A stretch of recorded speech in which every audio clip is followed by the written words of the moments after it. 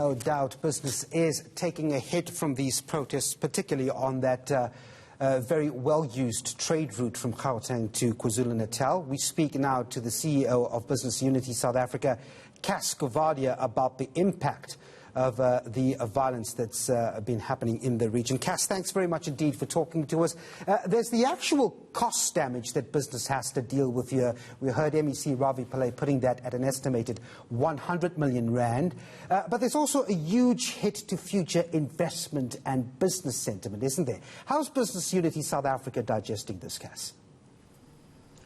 Well, Devan, there's significant cost. Besides the immediate cost, immediate financial cost, there's cost to people who will lose their jobs as a result of this.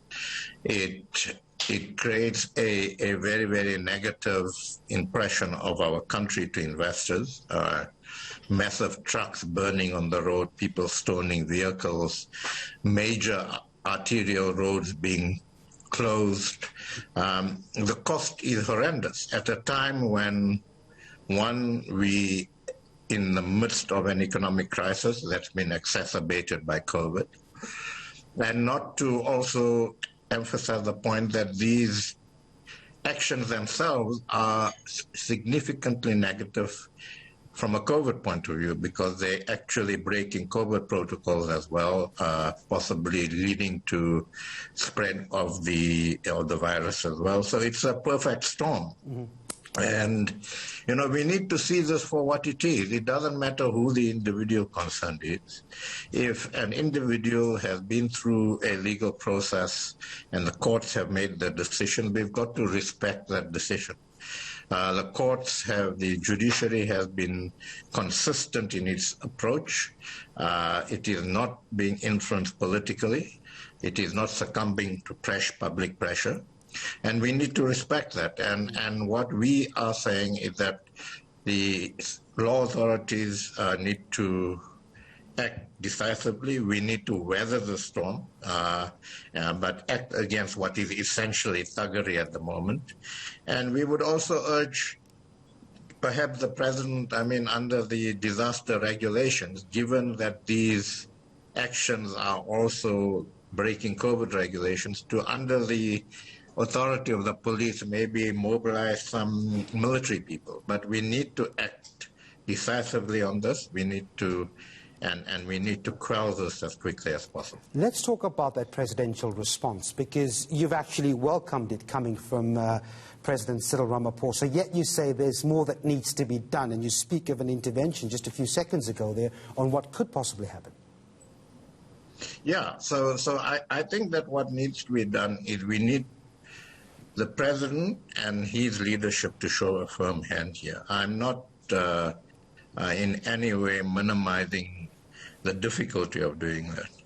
But I don't think we can afford to allow this to spread.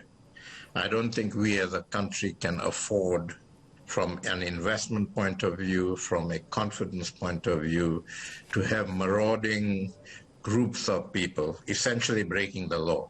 Protest is one thing. The Constitution protects protest, peaceful protest, and if people want to peacefully express their dissatisfaction at the Constitutional Court decision, they have the right to do so. But they do not have the right to destroy property. They do not have the right to put people's lives at risk.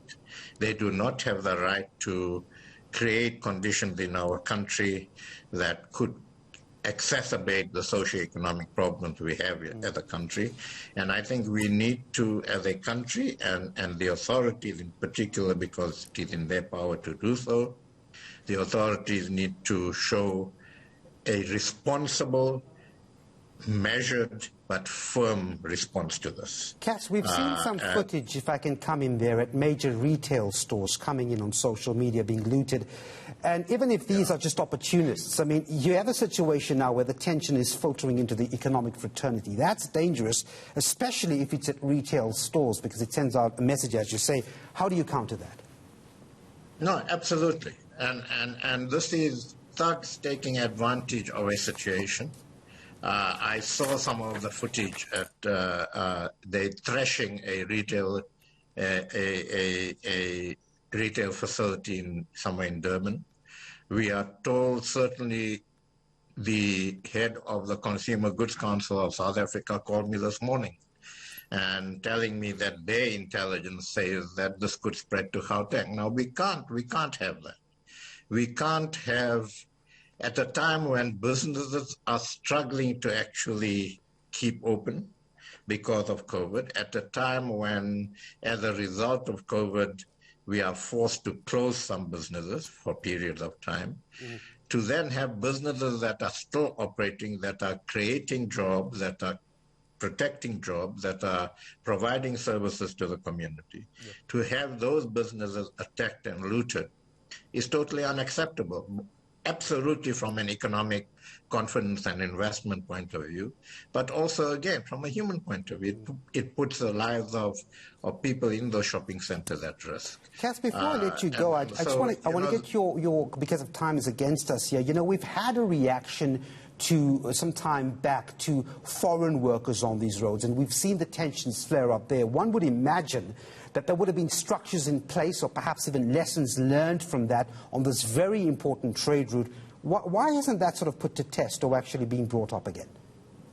Yeah, I think that's a very good question, Devan. I think that we have to ask what the state security and intelligence agencies, why they didn't pick this up. I mean, given that it's happened before, and why we weren't better prepared for this. I think that question has to be asked, and we need to learn these lessons.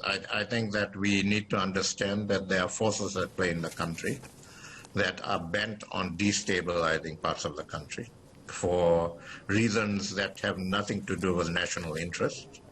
And we need to have the necessary intelligence. We need to have the processes and mechanisms in place to actually proactively anticipate these things, plan for them, and try to avert them to the extent possible.